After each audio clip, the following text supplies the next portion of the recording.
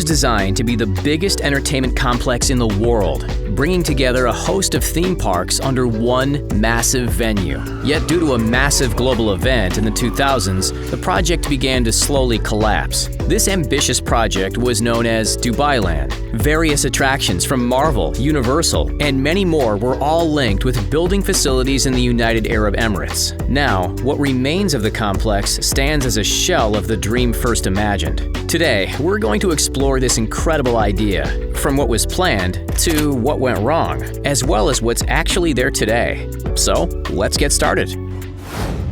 In 2003, the ruler of Dubai, Sheikh Mohammed bin Rashid Al Maktoum, who is also the current Prime Minister of the United Arab Emirates, broke the news of a massive project. This was the idea of Dubailand. The project was being put together by the company Tatweer, who was involved with Dubai Holdings, a company created by Al Maktoum. For the creation of Dubailand, $64.3 billion was set as the budget. With inflation, that's nearly $91 billion today. Dubailand was aimed to become the tourist destination in the world. It would be created in 107 square miles in the barren Dubai desert, only a 10-minute drive from Dubai International Airport. The resort had planned to have 45 mega projects and 200 sub-projects within its borders. On top of containing numerous theme parks, the complex would also have other facilities. There were 6 zones planned within Dubailand to attract tourists of all types. There was the Attractions and Experience World, Retail and Entertainment World, Themed Leisure and Vacation World, Eco-Tourism World, Sports and Outdoor World, and Downtown. The government had planned to attract 15 million tourists by 2010. The main reason for Dubailand was to ease the reliance for the UAE on oil money. Instead, bring in a hefty income from tourism. In comparison, in 2017, the UAE was exporting goods with an estimated value of $308.5 billion, nearly half of which was on oil alone. Originally, Dubailand would be completed in stages, with the first expected to be completed by 2007 and the final stage by 2018. However, that didn't come to plan, but it has little to do with mistakes of those in charge of the project made. Instead, the blame lies with the global recession that took effect in 2007. It wouldn't be until 2009 until the so-called Great Recession ended, with some economists stating that it was actually 2013. One of the biggest contributing factors was the collapse of the housing bubble. Essentially, in the years prior, U.S. banks had created mortgage loans that relied on the expectation that house prices would keep rising at the same rate. The banks then sold these packages around the world to other banks. The world banks believed these packages were safe. In 2005, interest rates rose and homeowners defaulted on their mortgages. Banks in the US and across the world began to lose a lot of money. The mortgages the world banks purchased were found to essentially be useless now. All these banks saw their assets plummet. This had a knock-on effect on the economies of countries all over the globe. Middle-class families in the U.S. had a median income of $106,591 in 2005. By 2011, it was $68,839. So with all these global financial issues at the time, Dubailand was also severely affected. In 2008, the project was put on hold indefinitely. Nothing was being built in the complex. Across all of the city of Dubai, half of the building projects were canceled or suspended. Nearly all Dubailand employees were let go from the project. In 2011, the developers had to go into extreme cost-cutting measures. It was realized that the dream of a massive park was now impossible with the collapse of the UAE's real estate market. They had to aim for something more manageable within the confines of the broken market. In 2008, the average sale price of a villa in Dubai peaked at around $681,000. By 2011, the average had dropped to around $490,000. Not long after the announcement of this downsizing, many of the big-name franchises that were involved with projects within Dubailand began to pull out of their deals. One of the canceled projects was the installation of Universal Studios Dubailand. In 2007, Universal and Dubai Holdings agreed a joint venture of $2.2 billion. The facility would have 5 areas that would be differently themed. By June 2008, the project first broke ground on site. Not long after, along with all other building work, the creation of the studio was put on hold. For a while, talks between the two companies would continue in regards to restarting the building work. During those years, a gateway with Universal's logo that had a road leading to nowhere would be left alone. By 2016, the partnership to create Universal Studios Dubailand was officially called off. During 2008, the Dubailand creators announced an agreement with Merlin Entertainment, all for the cost of nearly $250 million. This deal would be the first time that a Legoland would be created outside of North America and Europe. This park was set to occupy 3 million square feet within Dubailand. Legoland Dubailand would have over 40 attractions to entice families. However, once again, the project was cancelled. The first Legoland outside of North America and Europe was instead installed in Malaysia in 2012.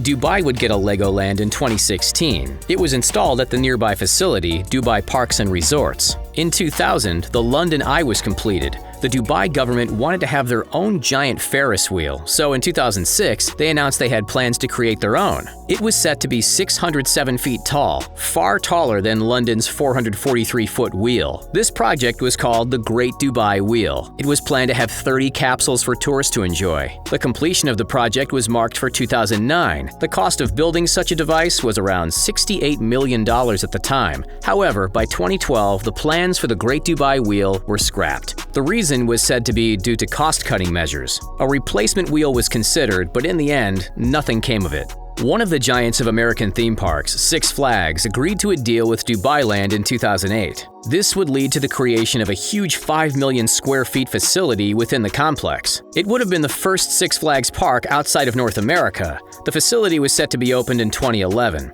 However, those plans soon collapsed. The deal between Dubailand and Six Flags was eventually called off. Yet Six Flags still wanted a park in Dubai. As such, they struck a new deal with Dubai Parks and Resorts. This new area was set to open in 2019. However, news broke shortly after the deal that Dubai Parks and Resorts lost a whopping $302 million during 2017. With the financial issues building, the new deal was also called off. Prior to the MCU becoming the juggernaut it is today, during 2008, the UAE was due to get a taste of some Marvel superheroes. The company agreed a deal with the Dubai developers to have a 4.5 million square foot park installed within the Dubai complex. In the year prior, Marvel had originally agreed a deal to have facilities at Al Ali Park. The cost of this development was priced at a cool $1 billion. The new home of the Marvel superhero theme park was set to open in Dubailand in 2012. Yet, due to Disney purchasing Marvel and the global recession, the plan was scrapped.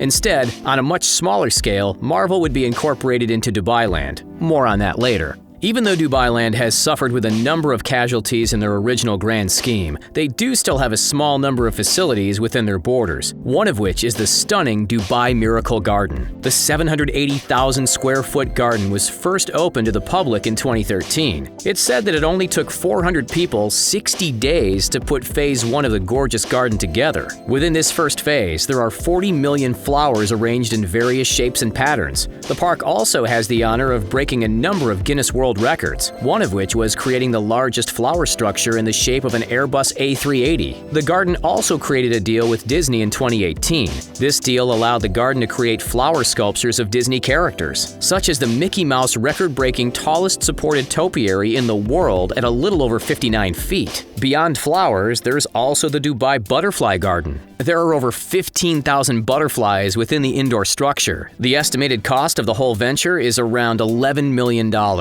With the lack of amusement parks, Dubailand has doubled down on creating high-quality properties within the complex. In 2012, Dubailand gave a contract to the property developers Shapoorji Pallonji. This contract would have the group create Mudan residential area within Dubailand. Many of the properties inside are stunning. However, they can also be pretty expensive. One of the Mudan properties is this 5-bedroom villa based in a gated community. It comes with its own ensuite maid's room on top of the many bedrooms. The master bedroom also has a balcony. The villa also comes with a swimming pool. It's currently on the market for $3,280,000 United Arab Emirates dirham, which is around $893,000. Another property in Dubailand is based in the Not Al Sheba Nature Reserve. This villa has 5 bedrooms and 6 bathrooms. It too comes with a dedicated room just for the maid. This villa also has access to the Trump International Golf Club Dubai, which opened in 2017. The club was originally named after Tiger Woods before being changed. There is also access to the outdoor Skyview Cinema.